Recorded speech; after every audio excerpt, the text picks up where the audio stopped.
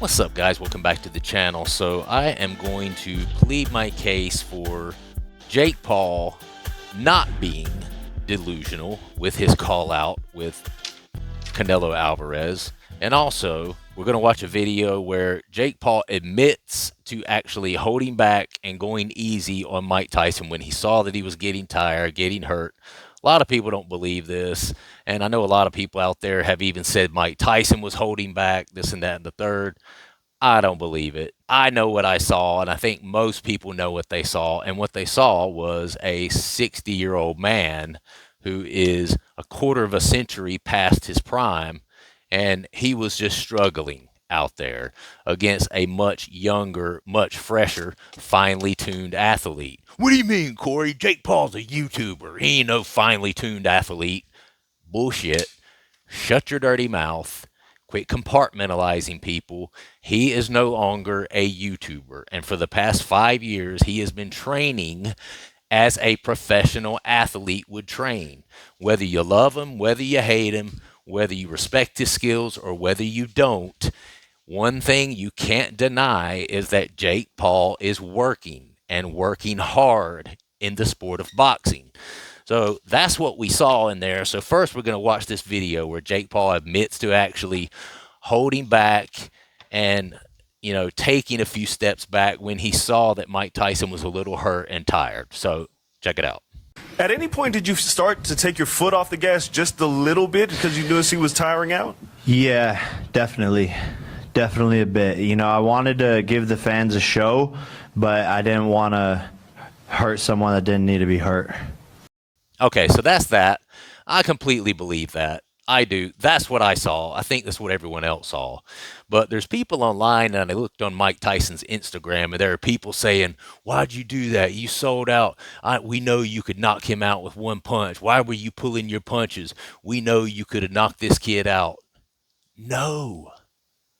Well, I'm not saying he couldn't have. In the first round, maybe when he was still fresh, and if he had caught Jake Paul with some sort of devastating left hook or something, but Jake Paul was good enough to avoid that, obviously. And you're not talking about a prime Mike Tyson here. You're talking about a man who is 25 years, a quarter century past his prime, and it showed. Mike Tyson almost died last year and had 8 blood transfusions and was hospitalized. Okay?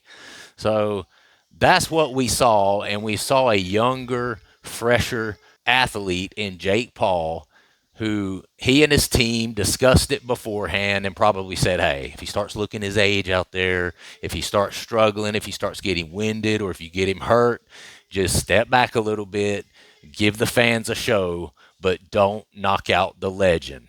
We don't need Mike Tyson's legacy to end with him getting knocked out by a YouTuber turned boxer that's half his age.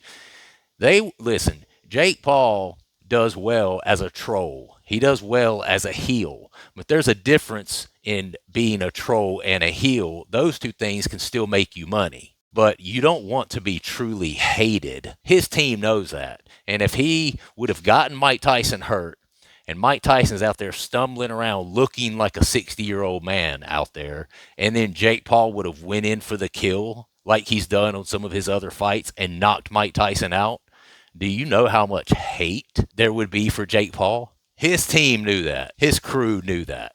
So they did what was right. Once they saw Mike Tyson was struggling, they stepped back a little bit. They did not go in for the kill when they had him hurt. And that was the plan the whole time, okay? But I don't want these people to talk Mike Tyson into getting back into the ring. There's people on there telling him he looked great in there. Oh, we know you could have knocked Jake Paul out. Just do it again where it's not scripted, this and that. Don't encourage him because you're lying to the man. And I don't want to see Mike Tyson get in there and get hurt as an older man out there trying to box. 60-year-old people can't take punches anymore. It's just the way it is, okay? And so the next thing I want to talk about is this call out of Canelo Alvarez via Jake Paul, okay? And a lot of people think, oh, he's just putting his name in the hat because then he's never going to fight Canelo Alvarez. He's just saying that because he knows that people will look at it and respect the fact that he's calling out one of the greatest ever. Shut your dirty mouth. That fight could absolutely happen, okay? Because that is one of the biggest money fights that could ever be right now. All right? Whether you respect the skills of Jake Paul or you don't, he has a huge social media following, and Canelo Alvarez has a huge following from the boxing world. You put those two together, they would make a massive amount of money. Well, what are you talking about, man? Canelo Alvarez is 62-2. He's one of the best boxers ever. Jake Paul's been boxing for 5 years. He would murder Jake Paul. Okay, let's talk about that. Do you know that one of the fights that Canelo Alvarez lost was recently? And do you know who that fight was against? It was a guy named Dimitri Bivol.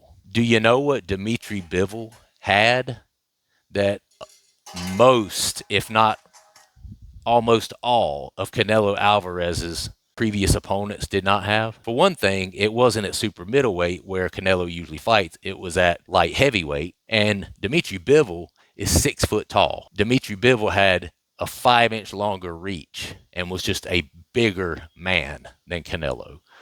Because of that, Canelo had trouble. Canelo had trouble getting inside on Dimitri Bivol. Dimitri Bivol beat him predominantly not because he's a better boxer than Canelo. I don't think there's anyone out there that's a better boxer than Canelo right now. He beat him because he has certain intangibles that Canelo Alvarez does not have. 5-inch height advantage, 5-inch reach advantage, being a bigger individual, more impact on his punches, that sort of thing. Now, let's talk about Jake Paul. 6'1", 76-inch reach in comparison with Canelo Alvarez, who is 5'7", with a 70-inch reach. Jake Paul walks around at 210 pounds. Canelo Alvarez walks around at 180, okay?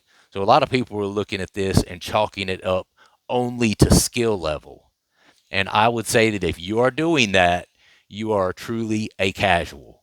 Now listen, it's a win-win for Jake Paul if he can get the public interested in that fight and make that fight happen. Because if he gets in there and he gets his ears boxed off by Canelo Alvarez, then the narrative will be, well, damn, man, at least he challenged himself. We didn't expect him to beat Canelo Alvarez. Canelo Alvarez is one of the greatest ever. Jake Paul's been boxing for 5 years. Of course he didn't beat him. Of course he got beat.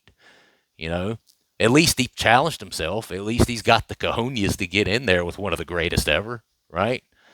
Or scenario number 2, he goes in there, and because he's the bigger man, and because he has a 6-inch reach, and because he knows how to throw a jab at least, he goes in there and he actually does better than people are giving him credit for doing because of the height, because of his strength, because of his power, being able to clinch up with Canelo when he does come on the inside, weigh on him as a heavier individual, tire him out by putting his extra 15, 20 pounds that he has on fight night on Canelo, tiring him out, that sort of thing, And then when that happens and he actually looks better than everyone expected, it's still a win for him. Even if he loses the fight, or even if he loses on points, people are still going to say, well, damn, Jake Paul's legit, man. He actually didn't look that bad.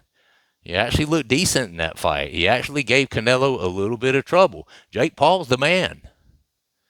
So, people are looking at this through the lens of skill level only. And skill level makes a huge difference. But there are certain intangibles that Jake Paul has that Canelo Alvarez can't do anything about. One of those is height. One of those is reach. One of those is size. Canelo's never going to be more than 5'7", okay? No matter how hard he tries.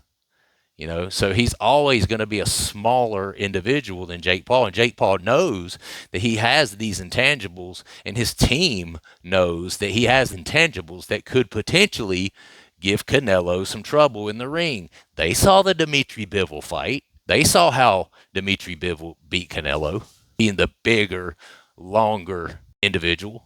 Okay, so that's my thought on that. Challenging Canelo, it is a win-win for Jake Paul.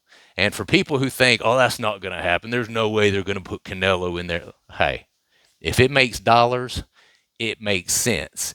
And they will figure out a way to write the narrative to get the public interested in that fight if they believe that it can make a lot of money. And it can. It's the biggest money fight out there right now. The only one that might be bigger would be if Conor McGregor stops snorting the yayo for a few months, or long enough to get into a training camp and go box Jake Paul. But still, even then, Conor McGregor's 5'8", 5'9".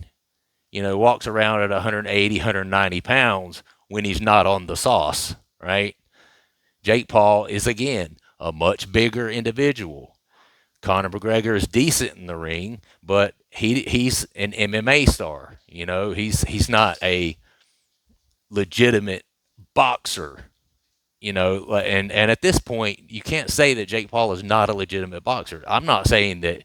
I'm not rating his skill level here in comparison with people who are some of the best, but he definitely has been training and has been trained by some of the best in the sport of boxing, whereas Conor's not doing that. He's out there snorting yayo and drinking and partying all the time. Okay, so the only fight that could be bigger than Jake Paul and Canelo would be Jake Paul and Conor McGregor, which I don't see that happening anytime soon, just by virtue of where Conor is in his life.